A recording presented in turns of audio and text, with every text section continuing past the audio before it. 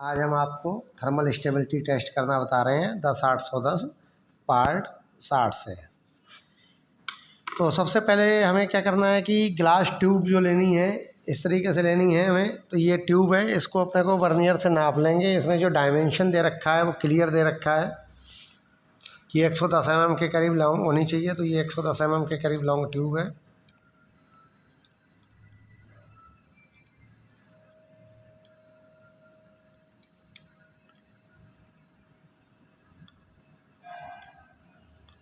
एक 110 mm आ गई है।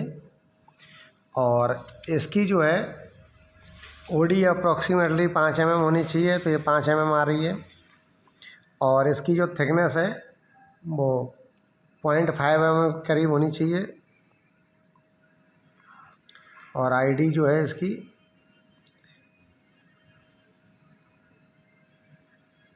4 mm ± 0.5 mm होनी चाहिए। तो अंडर टॉलरेंस है 3.82 आ रही है। अब अपने को ध्यान रखना है दो चीज़ों का। एक तो ये मैंने निशान इसीलिए लगा के बताना चाह रहा हूँ, ये 60 mm का निशान है। इतनी जो ट्यूब है ये उसमें हॉट वा उसमें चली जानी चाहिए। और ये नीचे का निशान 30 mm है। जो सैंपल हम डालेंगे वो इस लेंथ के अंदर अंदर ही रहना चाहिए, इससे नीचे नीचे रहना चाहिए। भी मैं बताऊँगा आपको डाल के। अब अपने को सबसे पहले क्या करना है कि कोई प्लेट ले लेनी है, या तो वो अच्छी प्लास्टिक की हो या कांच की हो तो और भी अच्छा, और उसको अच्छे से साफ़ कर लेना है। तो सैंपल को बनाते वक्त एक अपने को सबसे बड़ा ध्यान जो रखना जो बेसिक है कि कई बार अपन लंच वगैरह करते हैं, लंच करते वक्त उसके साथ कोई अचार वगैरह खाते हैं, या जैसे कई बार पराठे या पूड़ी वगैरह खाते हैं तो हमारे हाथों में चिकनाई लग जाती है।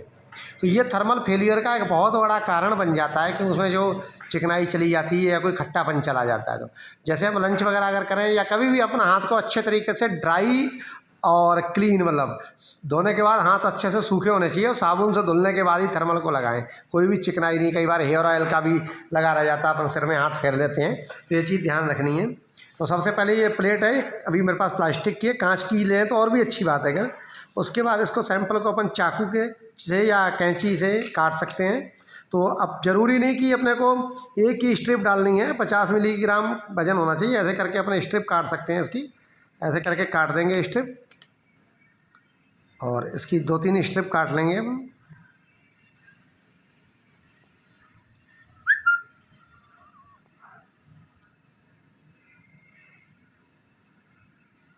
ये ऐसे करके अपन ने काट ली है।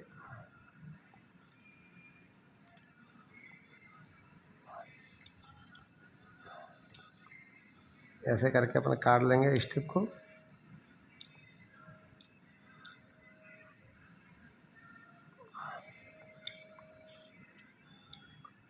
और कुछ 1-2 स्ट्रिप अपन बिल्कुल छोटी भी काट लेंगे। कई बार वज़न की टॉलरेंस अगर रहे तो अपन इसको ऐड ऑन कर सकें। इस हिसाब से हम कर लेंगे। ये काट ली। और सबसे पहले अब हम क्या करेंगे, इसको ये कांच के गिलास में, वाच गिलास में ऐसे करके रख लेंगे। इसको कंडीशनिंग के लिए लेके जाएंगे। सबसे पहले हम कंडीशनिंग करेंगे। ये हमारा कंडीशनिंग चैम्बर है। इसमें थर्मल में जो ह्यूमिडिटी है वो 50 ± 5% RH रहती है। तो ये 49.4, ये 50 के करीब है। टेम्परेचर 27 ± 2 रहता है। अब ये 29.6 है, थोड़ा प्लस हो गया, कोई बात नहीं। तो 29 मैक्सिमम होना चाहिए। तो इसमें हम रख देंगे इसको 24 घंटे के लिए कंडीशन। ये हमने रख दिया है सैंपल 24 घंटे के लिए। ये सैंपल को हमने कंडीशनिंग से निकाल लिया है 24 घंटे बाद। अब हमारा वेइंग स्केल है, तो इस पर हम सैंपल रख के सेट करेंगे इसको।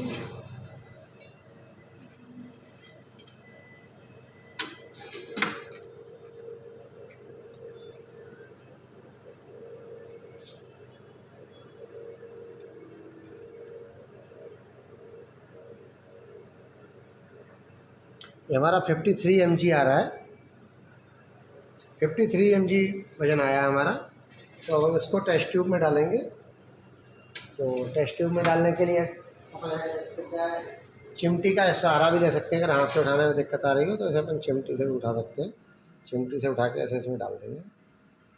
अब इसमें एक चीज़ देखनी है अपने को, ये ज़रूरी नहीं कि एक ही सैंपल हो। अगर वजन कम है तो अपन इसकी 2 पीस भी काट सकते हैं, 3 भी ले सकते हैं। पर ये ध्यान रहे जो भी अपना सैंपल डाले वो 30 mm से ऊपर नहीं जाए, नीचे बॉटम से 30 mm तक जाना चाहिए। तो ये हमने ट्यूब भर दी। ऐसी हमें 3 ट्यूब लेनी है। तो एक ट्यूब हमने भर दी। अब इसमें हम थर्मल मतलब पीएच पेपर लगाएंगे। तो पर ख़रीदते वक्त अपने को ध्यान रखना है कि 1 से 10 की वैल्यू होनी चाहिए उसकी, क्योंकि अपना जो IS कहता है वो कहता है 5 से 3। और कई बार मार्केट में ऐसे भी इंडिकेटर पेपर मिल रहे हैं जो 2, 4, 6, 8, 10 2 के उसमें रेंज में होते हैं, लेकिन अपने को 1 से 1 की रेशियो वाला लेना, 1 2 3 4 5 6 7 8 10 वाला। तो ये वाला 1 to 10 का जो पीएच का अपने को लेना है।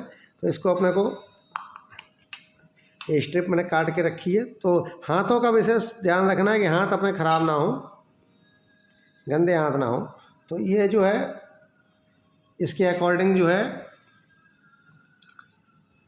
क्लास 5 में जो दिया हुआ है 15 mm लंबा, 3 mm चौड़ा, 1 to 10 की पीएच का जो ये यहाँ पे लिखा हुआ है कि इसको अपने को 5 mm जो है बाहर रखना है। तो इसको इस तरीके से अपन इसमें डाल देंगे।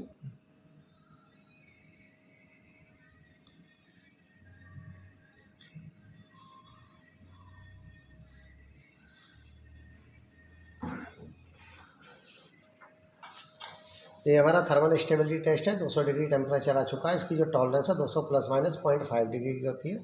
तो ये हमारा इसमें लगाना है अपने को। तो मैंने अभी आपको बताया था, मार्क लगाया था 60 mm पे ट्यूब पे, जैसा कि ध्यान हो।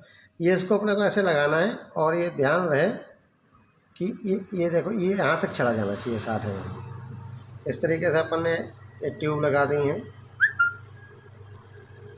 ये लगा दी है। कई बार इसका कोई होल बंद भी हो जाता है, तो इसको गर्म में नहीं, जब ठंडा करके इसमें 5 mm की ड्रिल मार दी जाए और ड्रिल मार के इसको थोड़ा उल्टा करते हैं तो उसमें बुरादा वगैरह निकल जाता है। कई बार ट्यूब टूट जाती है इसके अंदर। तो ये अब ये चलता रहेगा। तो हमने स्टॉप वॉच में टाइम सेट कर दिया। ये स्टॉप वॉच भी अपने को चाहिए होती है। स्टॉप वॉच में टाइम सेट कर दिया। अब अपने को देखते रहना है इसको। ये हमारा 65 मिनट हो गए। 65 मिनट पे एक ट्यूब हमारी लाल हो गई है, 2 अभी नहीं हुए हैं। अब इनका भी इंतज़ार करते हैं, ये भी लाल हो जाएंगे थोड़ी बहुत देर में। दूसरी ट्यूब भी लाल हो गई है 65 मिनट पे। और तीसरी ट्यूब आप देखें, देखो बिल्कुल मतलब माइनर लाल हुई है, देखें बिल्कुल बिल्कुल कम लाल हुई है अभी। तो इस तरीके से जैसे ही पहली ट्यूब आएगी हम यहीं पे इसको कंसीडर कर लेंगे। तो हमारा जो थर्मल है 60 मिनट हमारी वैल्यू आई है। तो बाकी आप समझ ही गए होंगे सब। इसमें अपने को स्टॉप वॉच चाहिए, टेस्ट ट्यूब किस तरीके से चाहिए, टेम्परेचर क्या चाहिए, कंडीशनिंग 27 डिग्री पे करनी है, और 50 ± 5 mg यानी कि 45 से 55 mg अपने को इसके अंदर PVC मटेरियल डालना है। और ये सारी इसमें डिटेल दी हुई है। ये टाइम कैलकुलेशन पहले कितना लगाया हो वो सब करना है। तो अपना जो थर्मल है एक तो 65 मिनट पे आया और एक अपना 67 मिनट के करीब आया है, और एक जो सबसे पहले इधर लगी हुई थी तीसरी ट्यूब पे 60 मिनट पे आ गई थी। तो अपन इसी को मान लेंगे 60 मिनट।